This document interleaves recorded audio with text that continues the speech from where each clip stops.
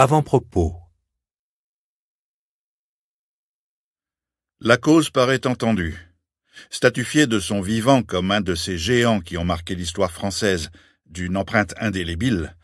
Léon Blum occupe dans la mémoire nationale une place à jamais fixée. Et les images se multiplient pour attester le rôle éminent de l'homme politique et de l'homme d'État. La vibrante défense du socialisme démocratique face au communisme naissant, dont il perçoit la dérive totalitaire dès le congrès de Tours, la recherche de la voie étroite entre marxisme et république, qui doit servir de ligne directrice à la SFIO maintenue, l'accession au pouvoir dans la fièvre des journées de juin 1936 et la tentative de solution de la crise économique au bénéfice du monde ouvrier, l'appel désespéré et vain à l'union nationale face aux dangers nazis, l'épreuve de l'emprisonnement par Vichy et de la déportation par les nazis qui lui confère l'auréole du martyr, enfin la mobilisation au service de la 4e République naissante de l'immense capital de respect et de sympathie dont il jouit en France comme à l'étranger au lendemain de la Seconde Guerre mondiale. Or, sur tous ces points fondamentaux, tout a été dit et bien dit. Depuis l'ouvrage pionnier de Joel Colton, traduit en français en 1966, la fabuleuse carrière de Léon Blum a fait l'objet de la talentueuse étude que lui a consacrée Jean Lacouture. Plus récemment, l'historien israélien Ilan Grelsamer, qui a consulté les archives de Léon Blum déposées aux archives d'histoire contemporaine de la Fondation nationale des sciences politiques, et celles confisquées par les Allemands puis détenues par les Soviétiques à Moscou jusqu'à une date récente et qui ont rejoint les précédentes à Sciences Po,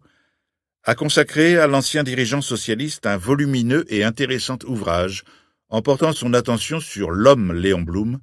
et sur ses rapports complexes avec sa judéité.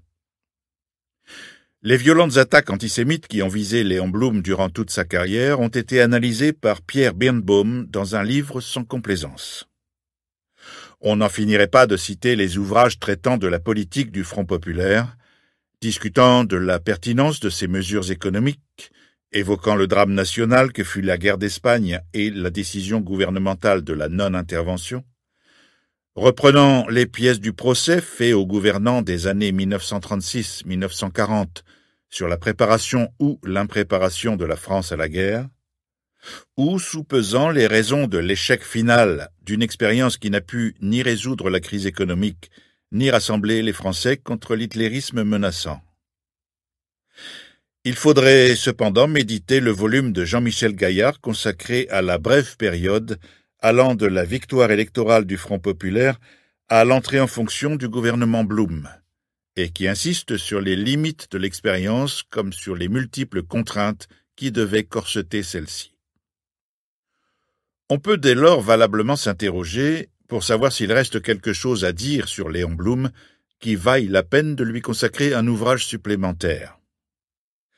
À vrai dire, l'interrogation, qui servira d'axe au présent livre, est marquée d'une certaine contradiction. D'une part, il s'agit, à travers le cas personnel de Léon Blum, de comprendre la signification pour un intellectuel de l'adhésion au socialisme dans la première moitié du XXe siècle. L'hypothèse de départ de cette question est que Léon Blum résume en sa personne les aspirations, les espoirs, l'effort de démocratisation politique et sociale du socialisme français, mais aussi les utopies dont il est porteur, ses ambiguïtés, ses contradictions et ses apories. C'est dire que l'étude implique, à tous les moments de son déroulement, une mise en situation du personnage qui nécessite que soit dressé le décor au sein duquel il agit, que ce décor soit celui du Parti socialiste, du Parlement, du système de partis ou des événements politiques, économiques, sociaux, internationaux qui marquent l'histoire française dans la première moitié du XXe siècle. À cet égard, c'est bien un Léon Blum en son temps que ce livre ambitionne de camper, puisque l'homme politique a pour mission de proposer des solutions aux multiples problèmes que la conjoncture du moment pose à ses concitoyens. Mais d'autre part, si l'objet de la recherche dépasse incontestablement la personne de Léon Blum, il est d'autant moins possible de faire abstraction de celle-ci qu'à la différence de nombreux hommes politiques qui se sont identifiés à leurs fonctions au point de faire l'impasse sur leur vie personnelle, dont la prise en compte n'apporte rien à la compréhension de leur action politique, tel n'est pas le cas du président du Conseil de 1936. Il est bon de rappeler qu'au moment où il apparaît comme l'inspirateur et le guide du Parti socialiste SFIO, il est presque quinquagénaire, et que ses nouvelles activités n'exigent pas de lui qu'il renie celui qu'il a été jusque-là. Par ailleurs, sa vie privée, sa famille, sa santé, sa sensibilité ne sont pas sans incidence sur son action politique, et jusqu'au seuil de la vieillesse, il devra composer avec elle. Inscrire Léon Blum dans son temps n'implique en rien de renoncer à comprendre l'homme, sa psychologie, ses soucis permanents, son mode de vie ou ses amitiés. Bien entendu, l'étude du socialisme français à travers Léon Blum ne représente en rien une approche inédite. Dès les années 1960, Gilbert Tsibura avait publié un ouvrage important sur le sujet, qu'il avait toutefois arrêté à la date de 1934. Par ailleurs, mon collègue et ami Marc Sadoun, excellent connaisseur de la pensée politique de Léon Blum et du Parti socialiste, a évoqué celle-ci dans plusieurs ouvrages qui font autorité et qui sont particulièrement éclairants. Le nombre et l'importance des travaux déjà publiés, les recherches effectuées et dont les résultats apparaissent particulièrement fiables, ne m'ont pas dispensé de recourir aux sources, et en particulier aux archives revenues de Moscou et déposées aux archives contemporaines de Sciences Po, dans la mesure où les archives ne parlent pas par elles-mêmes et ne répondent qu'aux questions que leur pose l'historien.